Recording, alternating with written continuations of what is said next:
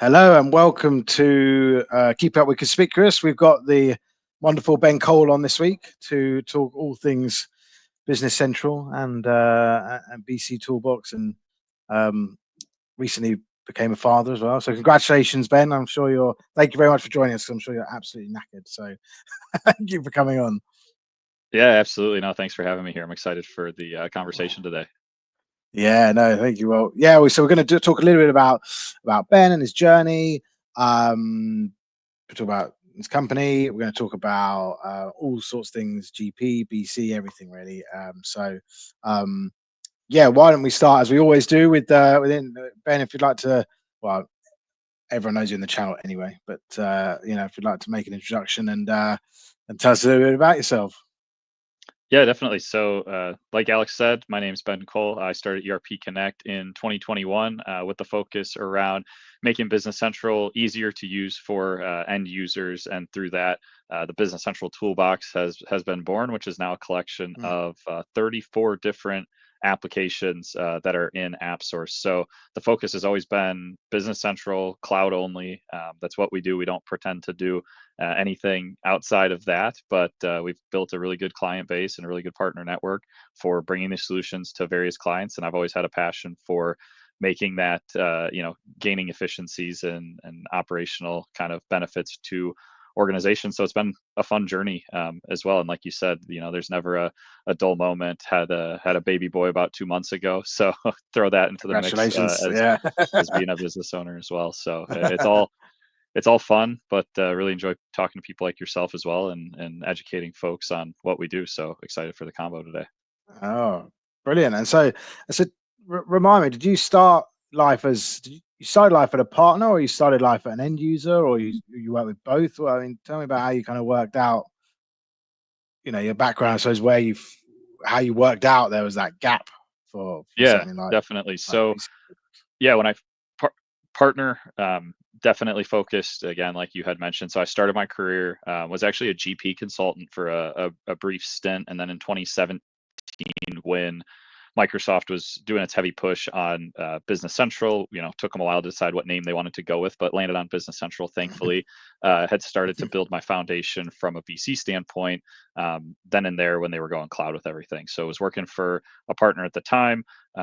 Switched, worked for another partner, and then in 2021, again, like I said, had started ERP Connect. But I think that kind of goes and plays into some of the stuff we're going to talk about later in terms of why people like working with us as an ISV, because not only do we understand the products that we built, but everybody on our team was either a consultant or a developer in the past. So we deeply understand kind of what those needs are, what the gaps in the marketplace are from a BC standpoint through our experience working for partners or end users, or as 1099 independent consultants and things like that. So that's how I got started. And I think it was a crucial foundation in order to do what we're doing now, because not only are we like, yeah, we built these cool tools, you should use them. It's like, no, this is why you should use them, because these were all the problems I saw at all of the Mhm. customers that I used to work for when I was on the consulting side of the house, right? So I think that speaks volumes to people who are looking to get working with us and our tools. Yeah. Oh, I think that's a massive. I was actually thinking when I was at Summit a few weeks ago. I was thinking, how does an end user know which tool is best? How do they know? It's really hard, I think, if you're an end user to work out. You know, there's obviously a lot of tools out there, some that are unique, some that are similar to other things, and it's really hard, I think, for an end user to Yeah, know because it's yeah, not really. I suppose you're in. I guess this is what you're offering, isn't it? You're offering somewhere where an end user can speak to one person and you exactly. can give them an overview of all the products, whereas before they'd have to speak to 30 ISVs to work out which one was best. And I guess that's the idea of your business, right? That you save them time and can give them a bit more of a sort of better view of what they might need as a business from loads of different products. Exactly. Yeah. And I would say that extends beyond the products that we sell as well, right? Like we have very good relationships with a lot of other ISVs and partners in the marketplace as Mm. well, right? So I like to think, people are coming to us to to ask those questions, and we can really advise them in the right direction. Last time I checked, there were over 6,000 apps in AppSource, right? So it's going to be impossible for any end user to just Mm, search and be like, oh, there's 10, 20 AP providers. Okay, which one's best for me? Well, if you want to spend 100 hours looking at every single one of them, demoing every single one of them, downloading it in a trial experience, right? That might be, if you have the time to do it, great. But if not, you would talk to someone like myself or somebody in our partner network, right? I think that's the key here. It's talking to an expert and saying, these are my three biggest pain points, or however many you have, right? These are my three mhm, biggest pain points. What would you recommend based on what you've seen in the past, right? And we've got just over 200 clients using our toolbox and other tools, right? So, the end user's only seen it a few times. We've seen it a couple hundred times, right? So we've got a larger mm, sample size to say, yeah, based on what we've seen, here's what we would recommend. And obviously, we would like if it's our tools, but that's not always the case. We partner with other folks as well who do things that we don't do, but I'm there kind of as a resource to tell the client, hey, here's what I would recommend based on what I've heard, right? And here are the areas for mm. optimization. But always recommend working with a partner or an advisor or an ISV there in that case, because you don't know what you don't know, right? And there's plenty of things No. that I don't know, and when I don't know something, I call somebody in my network that's an expert in that area, right? Like we just built Yeah. a keys portal and Power Platform with Power Pages and stuff. Like I'm not even going to pretend like I know how to build Power Mm, Pages, right? But I know who to call yeah. when I need that, right? And I think that's the Yeah. piece, right? Not being too proud and being able to call on somebody when you need that assistance, and in any aspect of life, really. Oh, yeah. There's always an expert that teaches something. That's Yeah, yeah. Parenting included. So, I've definitely been reaching out for advice on that one. oh, that's. I've always thought as well. I always thought when you said, because obviously you're creating products, which is really cool, and I suppose you identify the gaps in Business Central, and then you create a product that fixes that issue. When you created that product, do you get a knock on the door from Microsoft saying, "Oh, we'd like to buy that product"? Because surely, is it not? Does it not make sense for Microsoft to go, right? Ben solved the problem. Let me buy that product that's already solved. Like, how does it work? I always think with that when you've created like you've identified the issue in Business Central. Surely Microsoft Yeah, just goes, "Oh yeah, that's great. We'll solve that. Well, that seems really cool." you would think, but that hasn't happened, right? Like I said, there's 6,000 apps on AppSource. That'd be 6,000 door knocks and 6,000 acquisitions that Microsoft would have to make, I guess, or consolidate. Yeah. So I know that has happened in the past to other ISVs, and especially like on the Mm. on-premise days, bolting on modules to GP and Nav and SL and things like that. But hasn't happened yet, but never say never, because Yeah. we definitely don't want to have competing products with the software provider themselves. And we've seen roadmap items from Microsoft come out that may cannibalize some of the offerings that we have, but for the most part, it's been like one small feature in one app that we have. So like we have an advanced accounting app. One of the things we created a couple years ago was a data sync between companies, right? Okay, Microsoft Right. came out that recently, but that's like one of 20 things that tool does of another 34 apps that we have, right? So like it's like not even a Mm. drop in the bucket, so to speak, when looking at those kind of enhancements. But it's always a possibility, of course. Yeah. Yeah. I also always thought that. I thought that when I was at Summit. I thought, why? Just solve And all I of the still use issues. I still use I, our tool because I still think it's easier to use, even though there is something out of box now. I still use ours because I think it's easier to use. You know what I mean?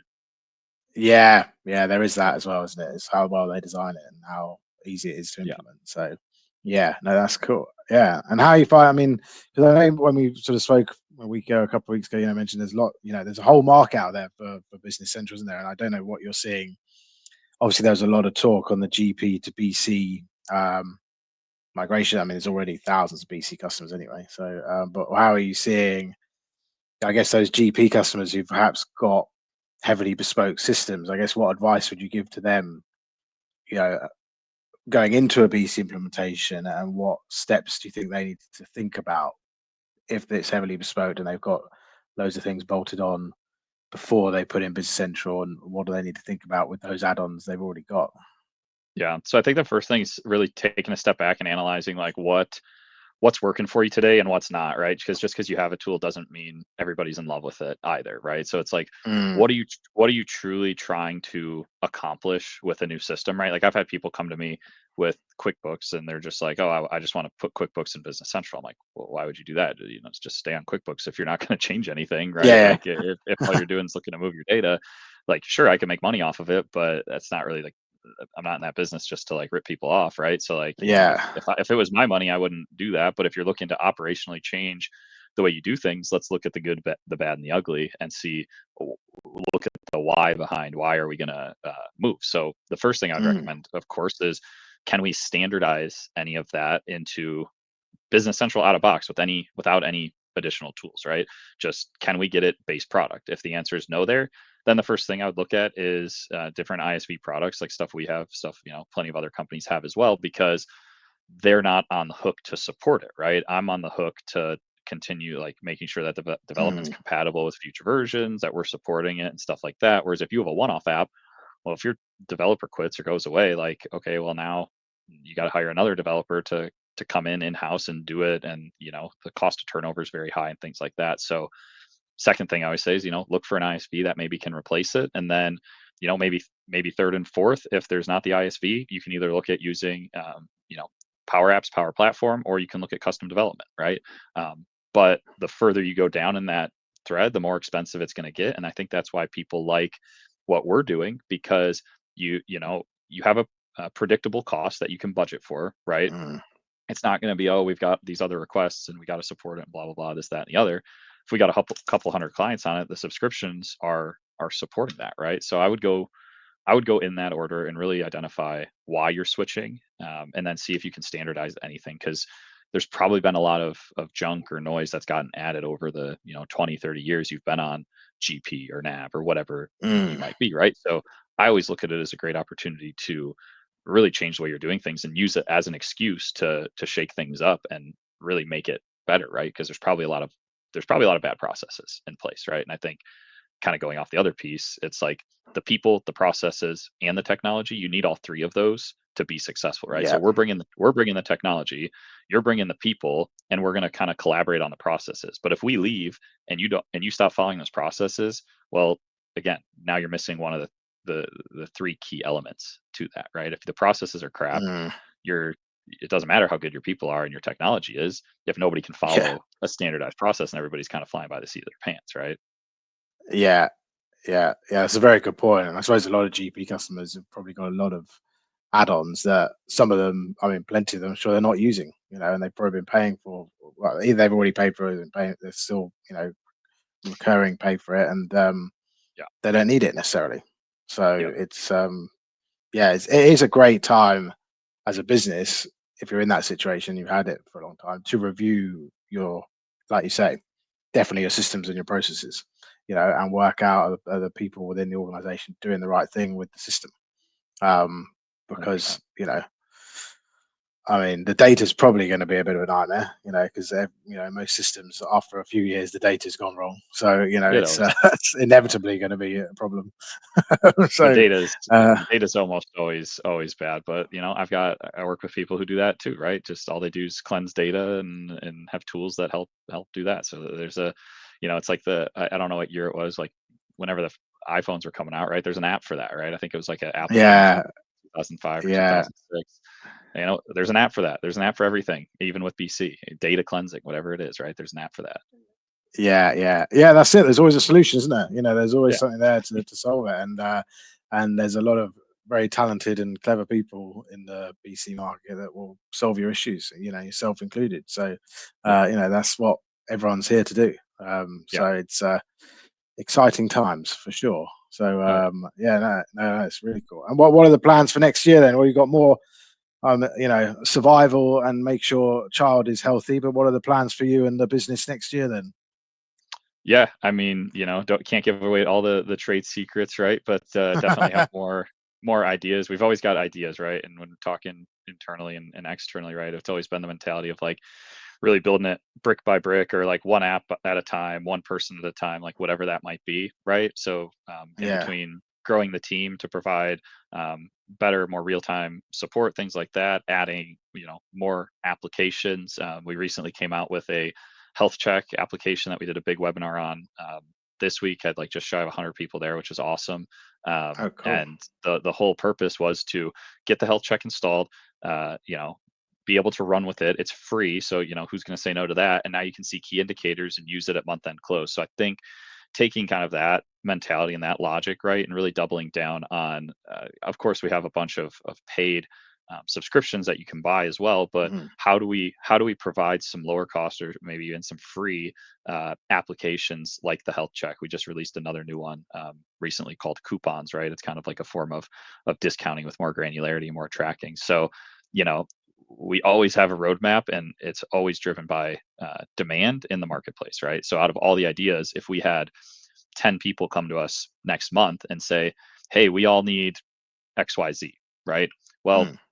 that'll probably move to the top of our queue, right? Because if there's a demand for it, why build the spec house, right? A model home, Mhm. when you could Yeah. build one, you know, model that everyone would like, and you have a guaranteed 10 downloads or whatever, and you're guaranteed to Yeah. help 10 people. I mean, that's ultimately the business we're in, is to help these people. So if we know immediately we can help 10 people, that's going to be high priority versus, hey, I think this is a good idea, let's build it, and then nobody might buy it or nobody might Yeah. download it, Yeah. right? But Yeah. we've got, with our client base and our partner base, we've got a whole slew of ideas coming up in 2025, but it's all focused on automation and efficiency for Business Central Cloud. And Yeah. just kind of excited to see where the demand takes us. But yeah, for the rest of the year, main focus is going to be, again, kind of really fine tuning that health check and making sure that people's Business Central environments are healthy going into 2025. Yeah. That's cool. So do you come up with the ideas and then sort of pitch them to the end users, or do you let them, or do you say, what do you think the system could be doing better, and then Yeah. you act accordingly, or how does it work? All the above, really. I mean, the first 6 apps we built, it was kind of like, back in 2021, was our ideas, right? Internally from our team, like, hey, Mm. everybody, what are some things that you've always seen on all of your implementations and support cases be issues, right? And that's kind of how our first 6 were born. And a couple of those are still our best sellers today, like invoice and statement delivery, to help Mhm. automate AR, financial dashboard, just because there's not really great dashboarding or reporting in Business Central out of box. And those continue to be some of our best sellers. Whereas more recently, I'd say it's more 50-50 now, right? Like half of our great ideas come from our partners and our end users, and then half of them come internally. Like one of the more recent ones we did Mm. was a commissions management module. It's an idea we've had internally, but we Mm. also had 3 or 4 partners and end users say, hey, we could really use something like this, right? Mhm. And there wasn't anything that was filling their needs, right? So we took our feedback, kind of said, hey, how does this look to you? They gave us their feedback and say, yeah, that looks good, but what have you considered these other couple things? And it's collaborative, right? Because nobody can do it by themselves, right? My idea, the way I want to do commissions, might be the different than the way you want to do it, right, Alex? So taking Yeah. all those things combined and saying, how do you build a one size fits all in a world that's not one size fits all, because every business is unique, right? And that's the hardest part of doing what we do. But I think the feedback that we get and really listening to our users, and making the customer experience great is, I think, why we found a lot of success in the marketplace. Like if you look again, if you Mm. look at other businesses and why they're successful, right? Like look at how long Amazon lost money, because all Jeff Bezos cared about was his making his customers happy. Now we're not losing money, thankfully, Mm. but Mm. we have that same focus on, we want to make our customers happy, and you make them happy by giving them what they want, right? Yeah, yeah, absolutely. I have to speak to you off air about the commissions, because yeah, Business Central and commissions is commissioning in Business Central is not Non-existent. very good. Yeah, it's not great. So we use it here, and it's yeah, it's useless. So for Yeah. for that, obviously. So yeah. Oh, okay. No, great. Oh, I think that's brilliant. Then listening to your customers is always key, isn't it? That's the key to any good business, because they'll come up Yeah. with the idea. Well, you say that they'll come up with the ideas, or you can road test the ideas with them. But the idea of all, well, your business, my business, and hundreds of thousands is listening to the customer and working out where the pain point is. That's, you know, most businesses out there is what it's based on. So, you're doing Yeah. you're doing it. The way you've grown the business in sort of 3-4 years is unbelievable. It's been really amazing to see. And I hear only amazing things about what you're doing and really helping customers, just make their system better, and obviously helping them with their process as well. Because as you say, systems is part of it, but you've got to get the process right as well. Yeah. So Exactly. I think it's absolutely amazing. And yeah, and then I was going to say one final question, which we always ask everyone on the podcast, which is, if you weren't doing what you're doing, I know you love what you're doing, but if you weren't doing it and you had to choose your dream job, what would it be if you weren't in IT or technology? Well, I'm probably not good enough for it, but being on the PGA Tour someday would be great. But I think it would take a lot more. Even if I worked at it, 60, 70 hours a week like I do at what we're doing, I still don't think I could get down to be a +7 or 8 handicap. But when I'm not spending time with my family or working on this, that's my main hobby. So something in the golf world, if that's unrealistic, the PGA headquarters is now here in Dallas. So even doing something, for something that you're very passionate about, right? I'm obviously very passionate about this, but probably something in the golf world. Yeah, nice. So there you go. Well, that sounds amazing. Yeah, what a dream job that would be.